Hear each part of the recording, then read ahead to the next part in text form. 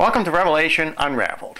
I'm your host, William Tapley, also known as the third eagle of the apocalypse and the co-prophet of the end times. On this program, I want to take a look at the latest scandal which is afflicting the Catholic Church, and that is the so-called Vatileaks scandal. And this is where a lot of the Pope's private correspondence has been stolen and published in the Italian news media. And of course, this has proved to be very embarrassing, and it is an attack on the papacy in general and on Pope Benedict in particular. A lot of people are blaming his personal butler, and he has been arrested and charged with robbery. However, there has been speculation that perhaps some conspiracy is occurring within the Vatican, and some think perhaps even a cardinal is leading this subversion against Pope Benedict XVI. And I'm here to tell you that this is prophesied in the Bible. There will be an end times attack on the Catholic Church, and the bride of Christ will be crushed and defeated. However, she will of course arise again gloriously, more beautiful than before. And this is prophesied by Jesus himself. Now first, let's take a look at Revelation chapter number 11, verse number 1. And there was given me a reed, like unto a rod, and one said, Rise, and measure the temple of God, and the altar, and them that worship therein. Now this temple of God is not some kind of rebuilt Jewish temple in Jerusalem. John is talking here about the body of Christ, in other words, the church. And Jesus, by the way, says the same thing when he says, Destroy this temple, and in 3 days I will raise it up again. Now, of course, he was talking about his crucifixion. But he was also giving an end times prophecy. And in fact, this is the first example of replacement theology. Because the temple he was talking about in the end times was his own body, the church. Now, at the altar refers to a sacrifice.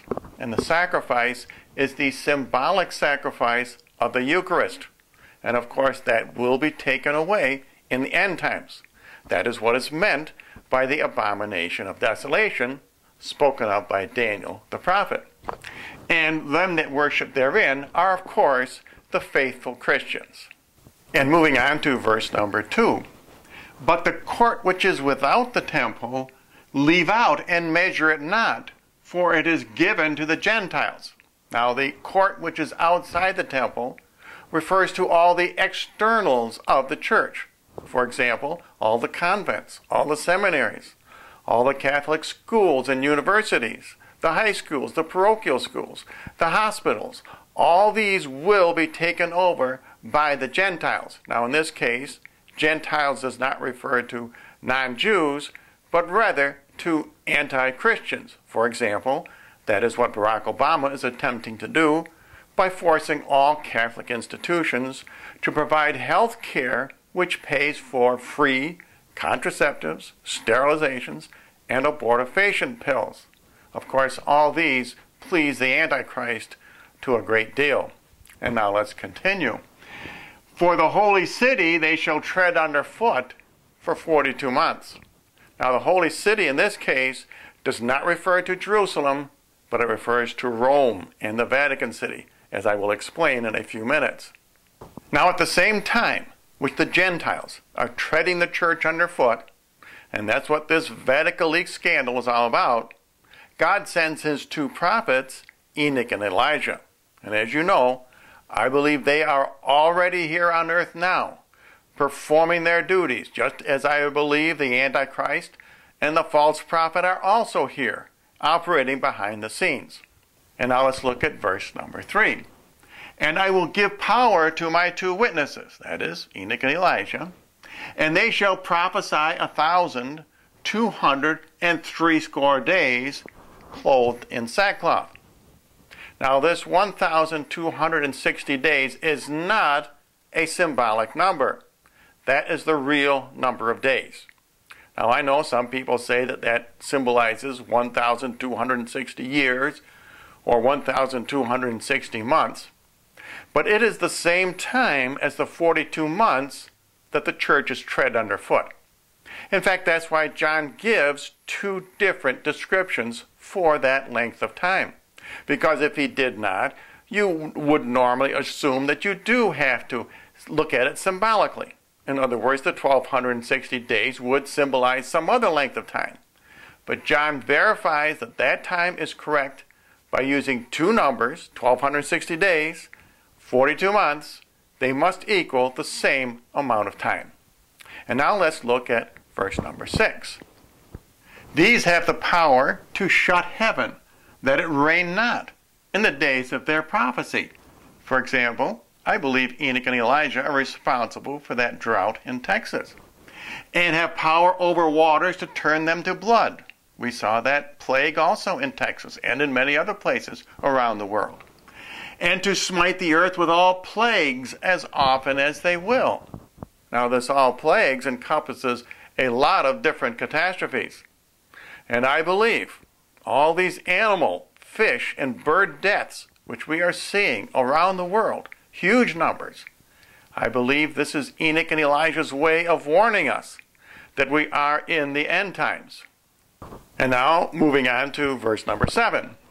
And when they shall have finished their testimony, now this is Enoch and Elijah, the beast that ascends out of the bottomless pit shall make war against them, and shall overcome them, and to kill them. Now this beast that comes up out of the bottomless pit, this is not the beast from the sea, that would be the Antichrist.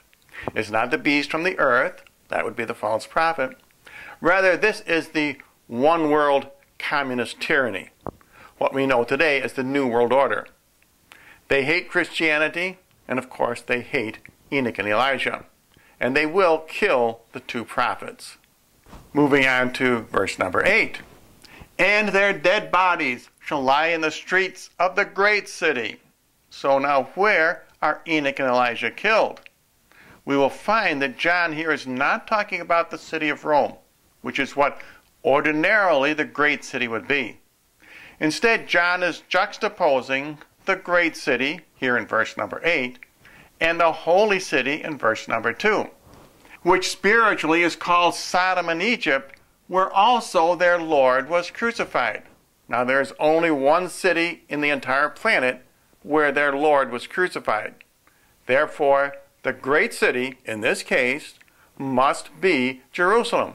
Just as back in verse number 2, the holy city must be Rome. Now why does John do this?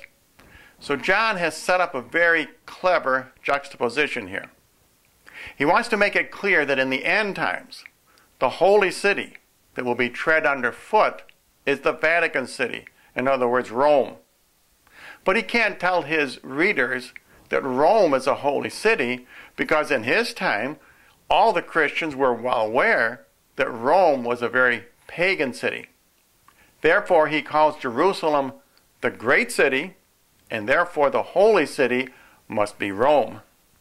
Now this Vatileaks scandal within the Vatican is very serious. This is almost undoubtedly being promoted by the false prophet, who is very likely a very high-ranking cardinal within the Pope's own inner circle. And of course, he is stabbing the Pope right in the back. The Antichrist must get rid of Pope Benedict, and he must install the false prophet, especially, for example, in our own country. Someone has got to stop the Catholic bishops from taking on Barack Obama. Barack Obama is a loyal son of the Antichrist. I believe he's one of the 10 sons of the Antichrist, one of the 10 kings. And the false prophet will put an end to this opposition by the Catholic bishops in America to Obamacare. And now let's look at the next verse. And they that dwell on the earth shall rejoice over them. Not only will the New World Order get rid of Pope Benedict, but eventually they will kill Enoch and Elijah. And make merry and shall send gifts to one another, because those two prophets tormented them that dwelled on the earth. Now this tormenting, I believe, is what we are seeing around the world in these thunders, the fish die-offs, the animal die-offs, the bird die-offs. This is the case of Enoch and Elijah warning the world that Jesus is going to return very soon, especially at the Battle of Armageddon, and before that, at the rapture. And so, practically every day, we see in the headlines examples of the two evil personages of the end times, the Antichrist and the false prophet working behind the scenes, and the two true prophets of the end times, Enoch and Elijah, working behind the scenes. For example, I really can't see why Barack Obama would take on the African American community and support gay marriage. That is very anathema to most blacks. And why would he diss the Catholic community, who are also big supporters of him in the last election, by forcing all Catholic institutions to pay for things which are against their conscience? The only explanation is that he is beholden to the Antichrist. And there's no doubt we see the hand of the false prophet in this Vatileaks scandal. They want to bring down Pope Benedict, and they will succeed, just as they will succeed in killing the two prophets, Enoch and Elijah. And as always, I offer a free copy of my book, Revelation Unraveled. If you would like a copy, simply write to the address you see on your screen, or make a comment below this video and I will contact your channel.